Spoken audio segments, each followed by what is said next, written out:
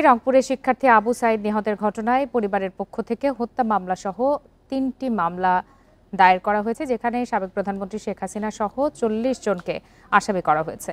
এ বিষয়ে আরো বিস্তারিত জানাতে রংপুর থেকে আবারও যোগ দিয়েছেন সহকর্মী নজরুল ইসলাম। নজরুল ইসলাম, আবু সাইদের পরিবারের মামলার বিষয়ে বিস্তারিত কি জানিয়েছে পুলিশ এবং শেখ হাসিনা ছাড়া আর কার কার নাম এসেছে? প্রিয় নম্বর সেট করে বিকাশে সেন্ড মানি করুন ফ্রি।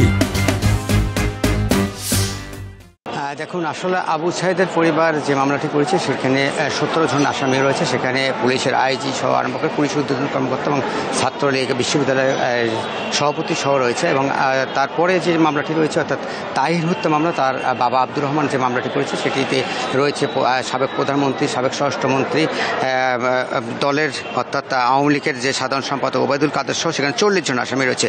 আরেকটি মামলা হয়েছে যে মেরাজুল হত্যা মামলা, সেখানে ২১ জন আসামি রয়েছে। সেখানে মামলা করা হয়েছে এখানকার পুলিশের প্রধান যিনি রয়েছেন তার বিরুদ্ধে সহ সেখানে ২১ জন আসামি করা হয়েছে। মোট ৭৮ জন আসামি কিন্তু এই ৩টি মামলায়, হত্যা মামলায় কিন্তু করা হয়েছে। এই আরও একটি মামলার যেটি আমরা শুনেছি যে আরেকটি মামলা প্রস্তুতি চলছে, অর্থাৎ তাই আবু সাইদের পরিবারের পক্ষ থেকে সেই মামলাটি করা হবে প্রধানমন্ত্রীর বিরুদ্ধে, এটি কিন্তু বলা হচ্ছে। তবে এখন পর্যন্ত যেটি আমরা পেয়েছি যে ৩টি মামলার কিন্তু কাগজপত্র আমরা হাতে পেয়েছি। ৩টি মামলার মধ্যে একটি মামলাতে প্রধানমন্ত্রীর অর্থাৎ সাবেক প্রধানমন্ত্রী সহ সাবেক স্বরাষ্ট্রমন্ত্রী এবং জাহাঙ্গীর কবির নানক সহ তাদের বিরুদ্ধে মামলাটি করা হয়েছে। আর দুটি মামলাতে কিন্তু পুলিশের যারা প্রধান রয়েছে তাদের নাম রয়েছে। আর এখানকার স্থানীয় কিছু নেতৃবৃন্দর, আওয়ামী লীগের নেতৃবৃন্দর নাম রয়েছে, আমরা এটি দেখেছি। কিন্তু যে মামলাগুলো করা হচ্ছে এটি কিন্তু আমরা দেখেছি প্রতিটি পরিবারের মা বাবা এবং ভাই তারা কিন্তু মামলার বাদী হয়ে তারা কিন্তু মামলা করছেন। এখন পর্যন্ত আমরা যেটা জেনেছি যে ৭৮ জনের যে নাম উল্লেখ করা হয়েছে তার মধ্যে রয়েছে কিন্তু সব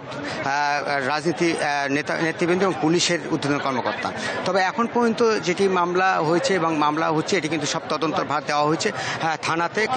একটি মামলার ভার দেওয়া হয়েছে মাইগঞ্জ থানা, একটি মামলা কোতোয়ালি, এরকম করে একটি সবগুলো মামলা কিন্তু থানায় তাদের ভার দায়িত্ব দেওয়া হয়েছে। মামলা নেওয়ার জন্য নির্দেশ দেওয়া হয়েছে আদালতের পক্ষ থেকে, সেটি কিন্তু করা হচ্ছে। আর আরেকটা বিষয় জানিয়ে রেখেছে, আরেকটি মামলা যে হওয়ার যে প্রক্রিয়া চলছে এখন পর্যন্ত সেটি এখন পর্যন্ত আমলে নিয়েছে কিনা এখন পর্যন্ত আমাদের কাছে তথ্য আসেনি। তবে আবু সাইদের পরিবারের পক্ষ থেকে আরেকটি মামলা যে প্রস্তুতি সেটি কিন্তু গ্রহণ অর্থাৎ আদালতে ইতিমধ্যে জমা দেওয়ার কথা যেটি আমরা জেনেছি। তবে সব মিলিয়ে 4টি মামলা হওয়ার একটা প্রক্রিয়া চলছে, তার মধ্যে 3টি মামলা হয়েছে।